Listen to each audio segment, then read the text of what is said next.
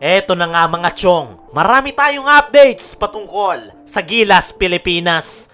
Gilas Pilipinas kontra Bahrain ngayong Asian Games. Ano nga ba ang kinakailangan gawin ng Gilas para makuha ang unang panalo? Ngayong araw nga mga chong, ang magiging debut game ng ating pambansang kupunan ngayong Asian Games. Kontra yan dito sa Bahrain. At hindi nga basta-bastang kupunan itong Bahrain dahil nadomina lang naman nila ang pre-Olympic qualifier. At malaking pagsubok nga agad yan para sa Gilas Pilipinas. Pero ano nga ba ang mga kinakailangan gawin ng Gilas para makuha ang panalo kontra sa Bahrain?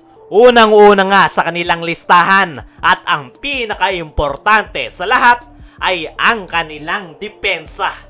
Depensa nga ang pinaka-importante ngayon sa ating national team dahil hindi nga basta-basta ang Bahrain. Isa nga ito sa Dark Horse team ngayong Asian Games at hindi po pwedeng magpa-easy-easy ang ating pambansang kupunan.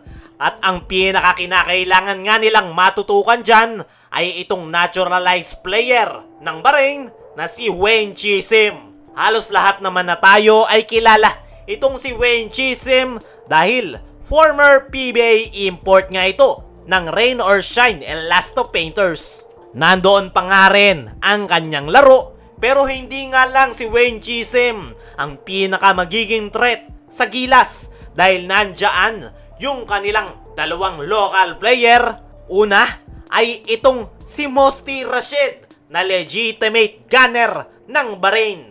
Last FIBA Asia qualifiers ay nakapagtala lang naman ito ng 46% sa 3-point area.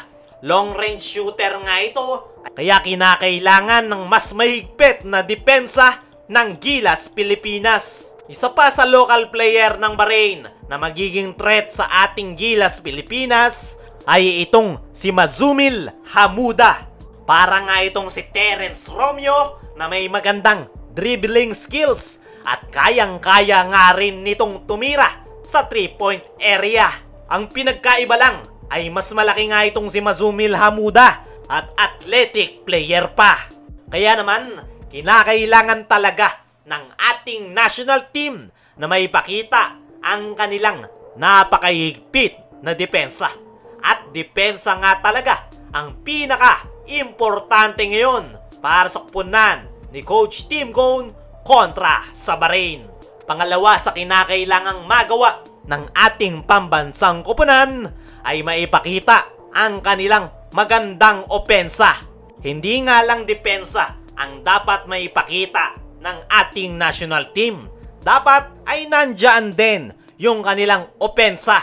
At dahil nga sa puro athletic yung mga player ng Bahrain ay dito nga dapat nila maipakita yung kanilang magandang ball movement. Hindi na nga uubra yung puro isolation at dribble drive hanggang matsugi na plays dahil mga athletic player nga ang Bahrain at madali lang nilang machi-check ang isolation plays. Dito na nga masusubukan yung sistema ni Coach Tim Cone sa international stage.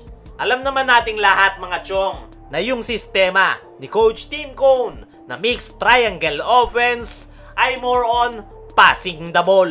Kailangan nga dyan yung pagiging unselfish player hanggang sa makakita ng opening. Kinakailangan ding magparamdam nung mga gunner ng Gilas Pilipinas. Gaya na lang nitong sila Arvin Tolentino at Marcio Lassiter na pinaka sasandala ni Coach Tim Cone sa 3-point area.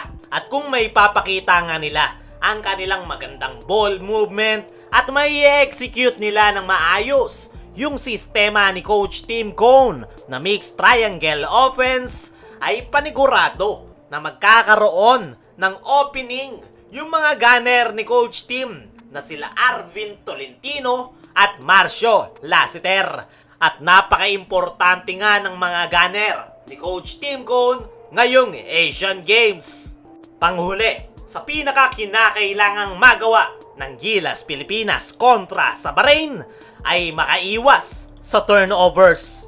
Expected nga mga chong na magkakaroon ng maraming turnovers ang Gilas Pilipinas sa kanilang debut game dahil hanggang sa ngayon nga ay hindi pa rin nila tuluyang nakukuha yung sistema ni Coach Tim Cone.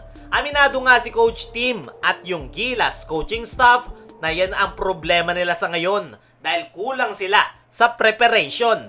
Pero meron nga daw silang mga ginagawang mga adjustment para maka-adapt yung mga Gilas players. Para sa akin mga chong ay turnovers ang pinakapapatay sa ating national team. Dahil madali nga yang iti-take advantage ng Bahrain dahil hindi na nga sila basta-bastang kupunan sa Asia.